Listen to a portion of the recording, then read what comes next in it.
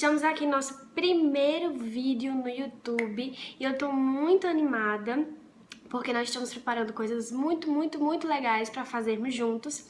E agora, galera, nós vamos estudar uma coisa muito legal. Sabe o quê? Nós vamos estudar sobre os profetas. Terminamos o nosso estudo sobre o Espírito Santo e essa semana nós vamos começar o nosso estudo sobre os profetas. E primeiro que a gente precisa saber é o que eram os profetas, né? Porque hoje em dia a gente fala muito sobre profecias, sobre pessoas que recebem a revelação de Deus, mas o que era a profecia no Antigo Testamento? Então, vem comigo que a gente vai saber. O ofício do profeta no Antigo Testamento, pessoal, era um ofício muito mais específico. Por quê? A gente viu com o nosso estudo sobre o Espírito Santo que o Espírito Santo no Antigo Testamento, ele não era como é hoje. Nós temos o Espírito Santo habitando conosco todos os dias, ele é o nosso consolador, não é isso? Mas no Antigo Testamento não era assim. No Antigo Testamento, o Espírito Santo sobrevia sobre as pessoas para fins específicos.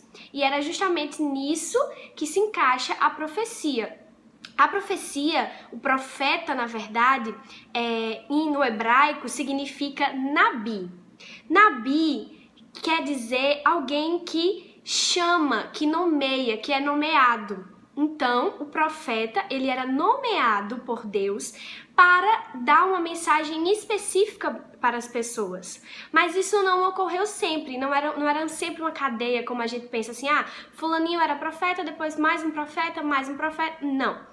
Antes de Samuel, que foi o primeiro profeta e juiz, oficial mesmo, não existiu essa cadeia de profetas que a gente imagina, não é? Antes de Samuel, só existiram coisas pontuais de Deus, revelações pontuais para pessoas específicas.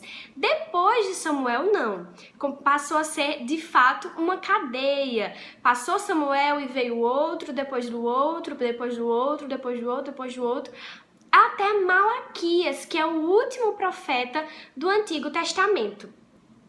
E aí, pessoal, a mensagem profética era comunicada através da pregação, ou seja, Deus revelava algo ao profeta, ele ia lá, reunia as pessoas e geralmente isso era feito numa pregação, ele pregando para as pessoas, falando para as pessoas aquilo que Deus tinha colocado no coração dele. Ou muitas vezes também acontecia do profeta escrever o que Deus estava revelando. Por exemplo, aconteceu com Jeremias, quando ele pega seu amigo Baruque, vocês podem ler aí, vou deixar alguns textos aqui embaixo para vocês irem acompanhando, certo?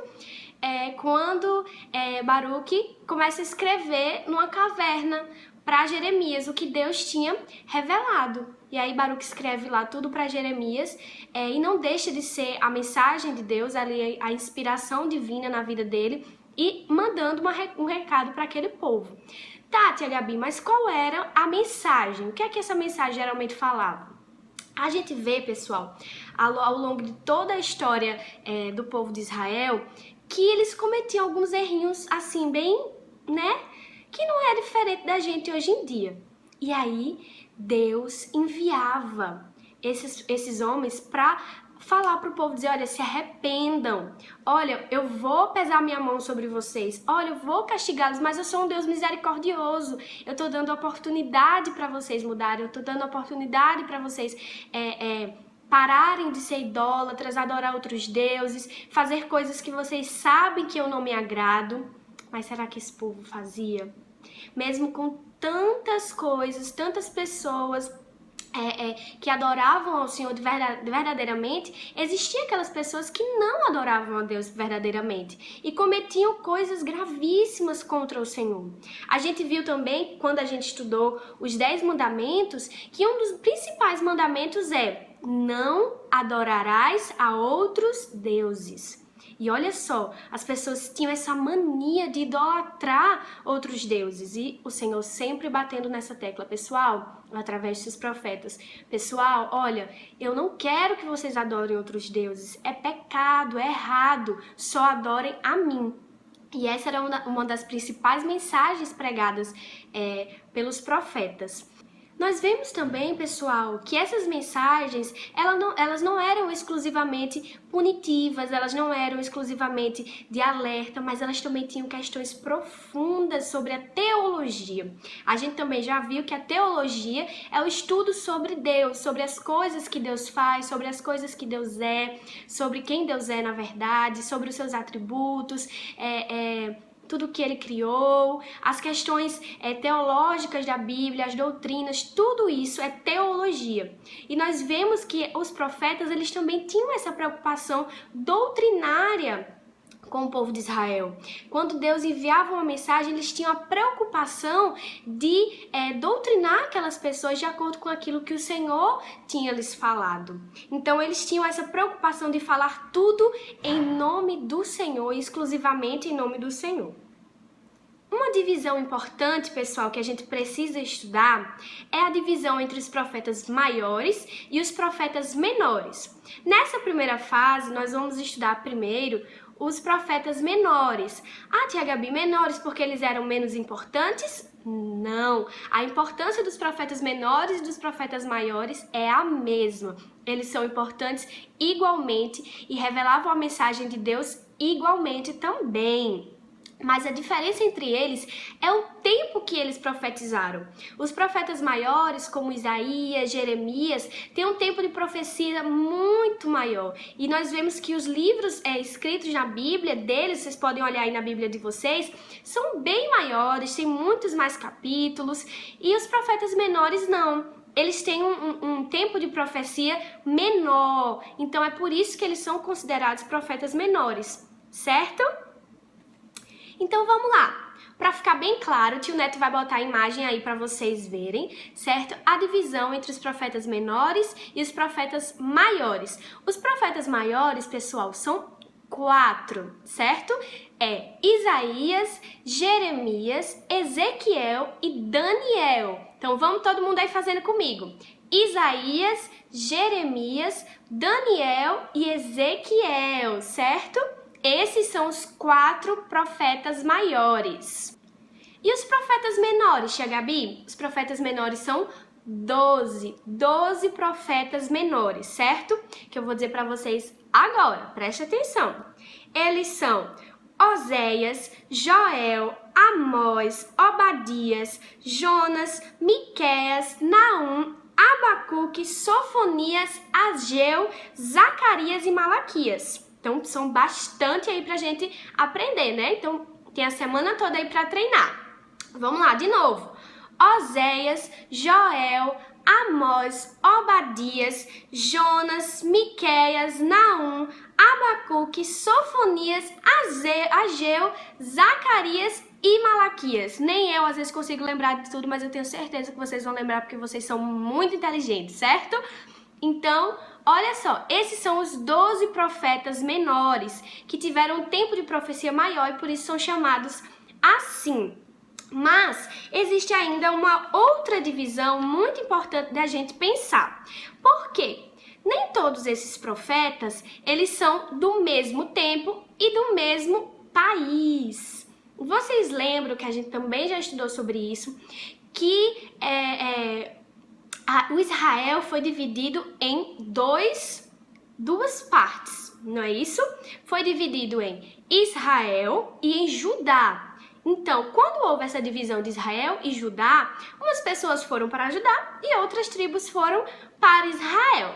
Então, olha só, os profetas que ficaram em Israel e que eram de fato de Israel são Jonas, Amós e Oséias. Jonas, Amós e Oséias são profetas de Israel. Vocês sabem que o povo sofreu 3 cativeiros, não é isso? Por causa da sua própria desobediência. Deus avisou através dos profetas e eles sofreram 3 cativeiros, que foi o assírio, o babilônico e o persa, certo? Esses 3 cativeiros ensinaram muitas coisas para o povo de Deus. E aí, durante esses cativeiros, os profetas estavam sempre ali, dando mensagens, falando aquilo que o Senhor tinha lhes pedido para falar. E olha só que interessante. Tio Neto vai botar aí as imagens para vocês mais uma vez. E aí, olha só. Os profetas que profetizaram durante o cativeiro assírio foram Oséias, proclamando que o amor supera a dor. Joel, divulgando que o dia do Senhor vem. Amós, apregoando justiça, retidão e retribuição. Jonas, apresentando a magnitude da misericórdia salvífica de Deus. Miqueias, exortando que o juízo e a salvação estão próximas. E Naum, anunciando a destruição eminente de Nínive. Aí, gente, olha só o que aconteceu. A Síria, que estava lá prendendo o povo de Deus, acabou sendo dominada por um outro rei, chamado Nabucodonosor da Babilônia. E os profetas que profetizaram durante esse tempo de cativeiro babilônico foram Abacuque, que profetizou em Judá um ano após a invasão. Sofonias, que profetizou a destruição de Nínive. E Obadias, que profetizou o juízo contra os edomitas. Após esse tempo de 70 anos de cativeiro babilônico, o povo foi novamente levado a outro cativeiro, o cativeiro persa, que foi através do rei Ciro da Pérsia, que foi lá, venceu Nabucodonosor e acabou levando o povo de Deus como cativo. Os profetas que profetizaram nessa época foram Ageu, que foi a primeira voz profética após o retorno a Jerusalém e reedificação do templo. Zacarias, que fala da conclusão do templo e das promessas messiânicas. E Malaquias, o último profeta do Antigo Testamento, atuou em Jerusalém quase um século após o regresso dos exilados, ressaltando a característica do verdadeiro culto e dos verdadeiros adoradores. E aí, pessoal, nós podemos concluir a nossa primeira aula falando algo muito importante. Esses profetas eram homens de carne e osso, que profetizavam a mensagem de Deus. Interessante pensar que essa mensagem, ela não é obsoleta. Essa mensagem, ela não está para trás, ultrapassada ou qualquer coisa desse tipo. Jamais. Essa mensagem é mais atual do que nunca.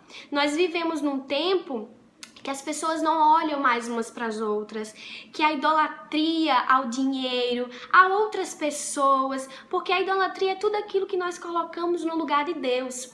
E tudo aquilo que nós colocamos no lugar de Deus não pode acontecer, é pecado. Deus precisa estar em primeiro lugar nas nossas vidas. E é por isso que essa mensagem é tão atual. Essa mensagem dos profetas, elas revelam para nós o quão pecaminosos nós somos e o quão errados estamos diante de certas coisas que fazemos. Nos torna tão semelhantes àquele povo a quem eles profetizavam. Nos tornam parecidos com eles. E vai aí a nossa pergunta. Você quer ser parecido com aquele povo que sofreu tanto durante cativeiros? Deus dava oportunidade, Deus falava através de seus profetas e eles não ouviam. Você quer ser esse povo?